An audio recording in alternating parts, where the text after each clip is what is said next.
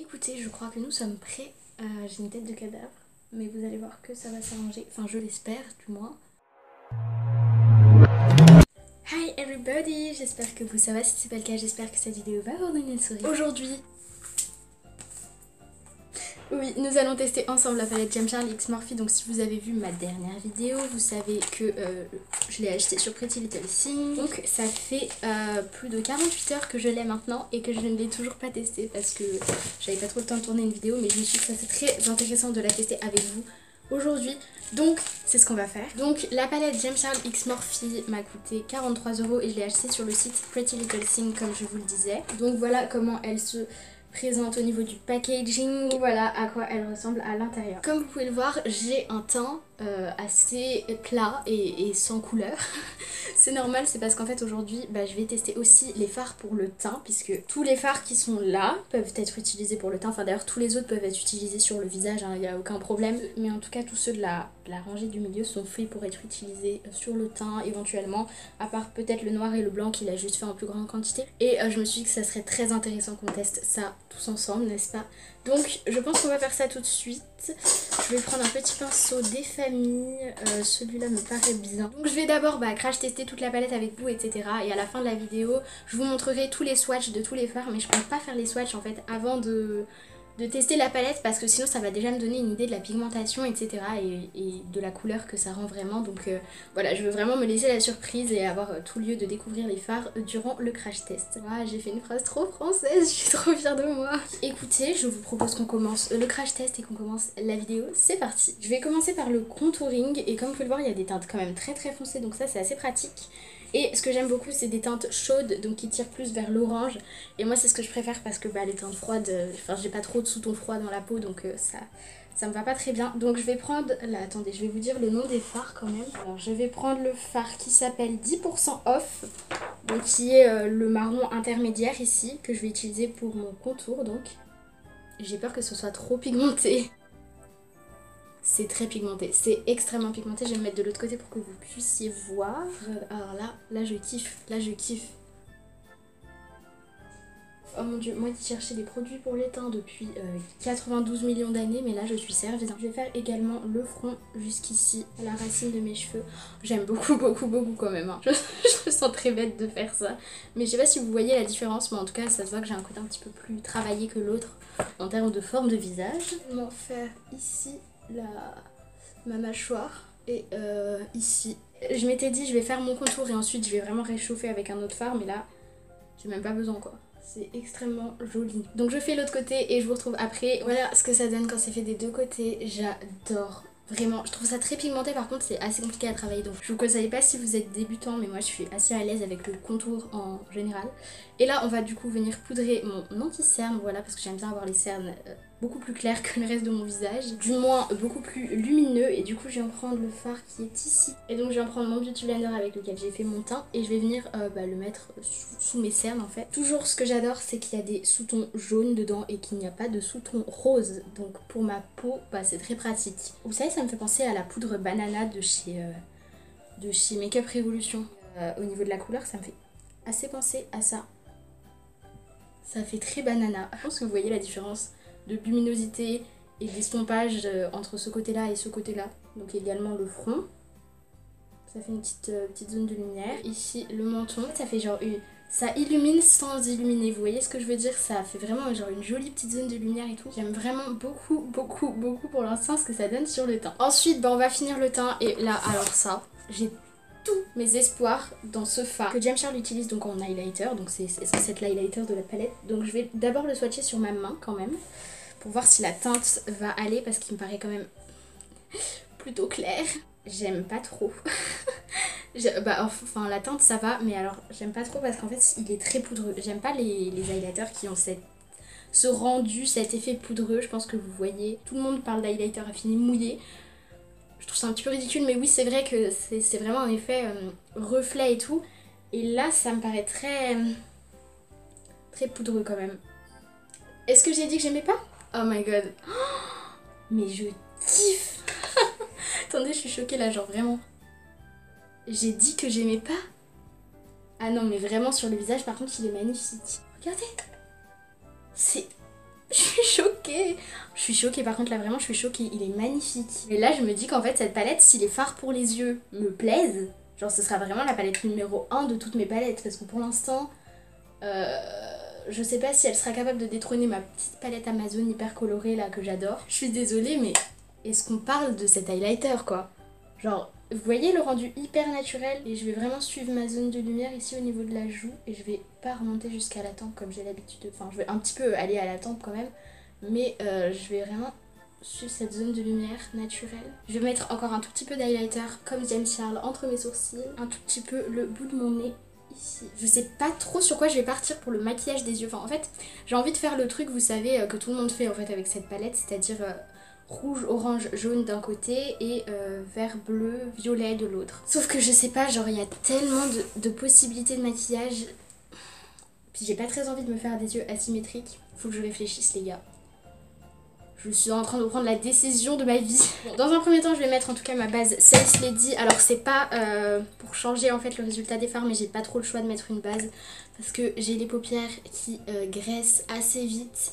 Et si je mets pas de base, ça va filer obligatoirement. J'ai beau utiliser tous les fards que je veux, la qualité, tout ce que tu veux, ça filera forcément parce que sébum plus paupières qui tombent. Voilà. Ok, donc on va prendre un petit pinceau, enfin un petit...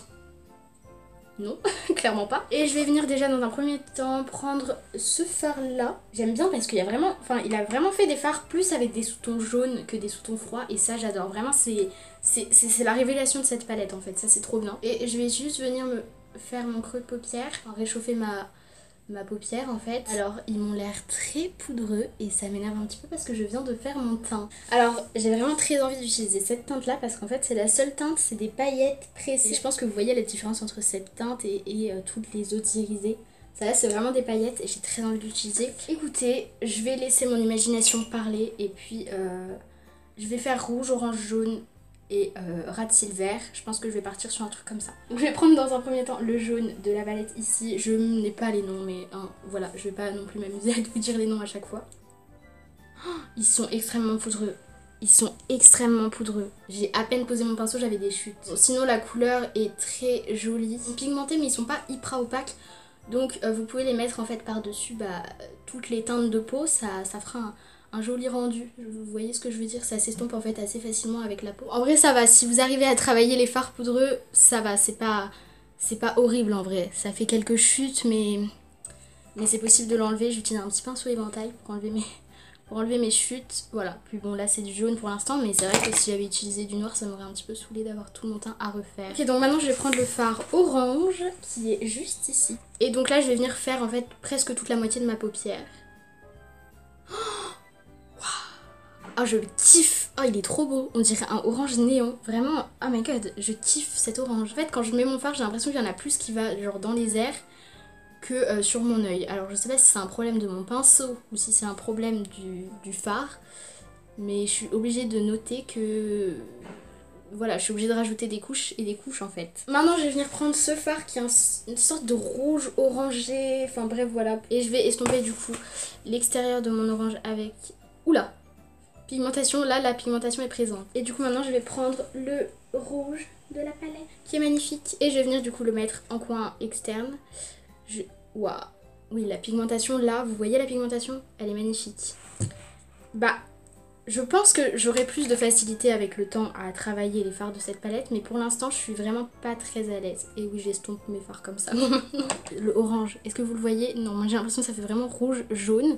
Et il n'y a pas d'orange. Il veut pas rester avec moi. Ce que je trouve vraiment dommage, c'est que quand tu veux intensifier un fard, là par exemple, j'ai essayé d'intensifier mon rouge en point externe. Bah dès que t'estompes, on voit pas qu'il y a quelque chose qui a été intensifié là en fait. Je suis triste parce que là vraiment les produits pour le teint et tout, j'étais trop heureuse. Et genre...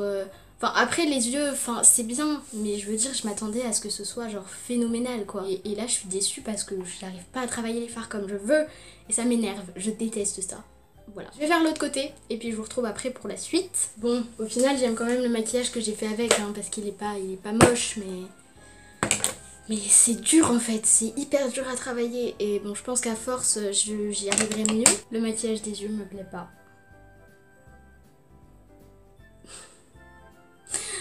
Ça me plaît pas du tout ça. Bah écoutez, je vais me démaquiller les yeux. Et puis je sais pas si c'est moi qui ai un problème avec la palette, aussi le fait que j'ai pas forcément eu d'inspiration avant de faire ce maquillage, mais dans tous les cas, j'en étais jamais arrivée à essayer une palette et à me démaquiller vraiment les yeux après. Je vais me démaquiller les yeux, je vais faire un autre maquillage et voilà. Je suis une personne perfectionniste, donc je reprends la palette, je ne vais pas m'arrêter là et on va recommencer. Je vais partir sur un maquillage plus rose et violet là. Donc dans un premier temps, je vais venir prendre le fard rose clair ici que je vais venir mettre sur toute ma paupière mobile. Je persévère, je n'ai pas l'intention d'abandonner parce que j'avais trop d'espoir dans cette palette. Je n'ai pas envie qu'elle me déçoive et donc on va réessayer. Ok, donc voilà ce que ça donne pour l'instant. J'ai pas remis de base mais bon c'est pas grave, on va faire sans base. Peut-être que sans base ça me plaira plus. Ensuite je vais venir prendre le fard violet qui est ici, qui est magnifique. Et je vais venir le mettre. On va peut-être faire un cut crease après, donc je vais vraiment remonter le fard jusqu'au sourcil. Je vais venir l'intensifier avec le violet qui est ici. Maintenant je vais venir prendre évidemment cette couleur là, ma préf. Et celle-là je vais venir la mettre plus. Oh je kiffe, j'adore cette couleur. Vous voyez il y a un œil, genre la forme est parfaite. Et l'autre c'est n'importe quoi. Je crois que j'ai rattrapé le truc. Bon, il y a une trace mais on ira estomper ça après. Je vais venir prendre le fard violet qui est comme ça, qui est magnifique. Et je vais venir du coup le mettre en coin externe mais vraiment très doucement. Alors ici c'est beaucoup plus foncé, je comprends pas pourquoi. Pourtant j'utilise exactement les mêmes couleurs hein, mais bon. On va faire un cut crease. Je viens poudrer et je viens prendre avec le pinceau avec lequel j'ai creasé le fard que j'ai envie d'utiliser. Le fard de cette palette. Je pense que je vais le mettre au doigt. Oui, je vais le mettre au doigt. Allez, c'est parti. C'est un duochrome, il est bleu, violet, j'aime trop. La pigmentation n'est pas présente sur ce fard. Je vais prendre au pinceau. J'en utilise beaucoup quand même. J'aime bien le maquillage final. J'avoue que j'aurais préféré faire un truc un petit peu plus chaud, avec des tons plus chauds. Mais bon, c'est pas grave. Je sais pas si je fais un trait de liner ou pas. J'ai peur de tout gâcher en faisant un trait de liner. Donc, je ne vais pas en faire. Je vais mettre par contre du mascara. Et puis je vous retrouve après. Bon, verdict. Bon, bah là, comme ça, le maquillage est pas dégueu, hein, clairement, on va se le dire. Voilà, mais vous l'avez vu dans cette vidéo et je l'ai pas coupé parce que ça me paraissait important de vous le montrer. C'est hyper dur à travailler. Bon, très honnêtement, je vous le dis très honnêtement, à chaque fois que je teste une palette, au début j'ai du mal parce que tu connais pas la texture des fards, tu sais pas comment les travailler, tu connais pas encore toutes les couleurs. Et je vous dis que d'ici quelques semaines, je l'utiliserai vraiment tout le temps et j'arriverai à faire des maquillages plus sophistiqués, plus travaillés ou même plus simples en fait avec. Ce qui me dérange dans cette palette, c'est que c'est compliqué de faire un maquillage simple parce que les fards ont quand même pas des sous-tons de peau en fait, à part ceux qui sont ici. Vraiment il y en a pas qui ont des sous-tons de peau normale en fait, donc tu peux pas faire du nude avec, mais je trouve que ça hyper compliqué de faire un maquillage sophistiqué avec aussi. J'ai vraiment galéré, enfin de toute façon vous l'avez vu dans cette vidéo. Je suis pas hyper satisfaite. Je vais mettre un gloss là parce que c'est la première fois que je fais une vidéo aussi longue de toute ma vie. La pigmentation est là dans le fard hein. Mais au pinceau, bah en fait t'as l'impression que c'est pas pigmenté parce que c'est hyper dur à travailler. Voilà. Par contre, vraiment le fard violet là que j'ai mis sur ma paupière mobile, on en parle juste. Il est sublime. Alors j'ai pas testé d'iriser du coup aujourd'hui, mais je vais vous insérer de toute manière tous les swatchs, donc de tous les fards maintenant, voilà, avec les noms, etc. Si ça vous intéresse. Le fard duochrome que j'ai utilisé là, il est vraiment très beau et je suis assez satisfaite du maquillage que j'ai fait, même si je trouve que c'est, je sais pas, il est pas parfait, vous voyez ce que je veux dire. Je pense que j'aurais réussi à faire un truc plus net et plus joli en fait avec une autre palette.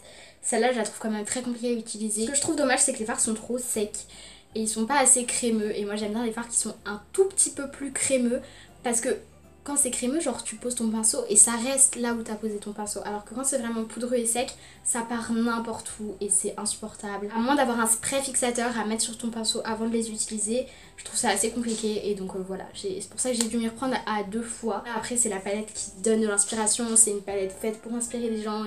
Et j'adore le concept, enfin toute l'idée qu'il y a derrière cette palette, je l'adore.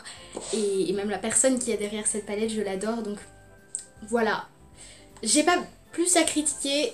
J'espère que cette vidéo vous aura plu. Je vous fais comme d'habitude d'énormes bisous et je vous dis à ma prochaine vidéo.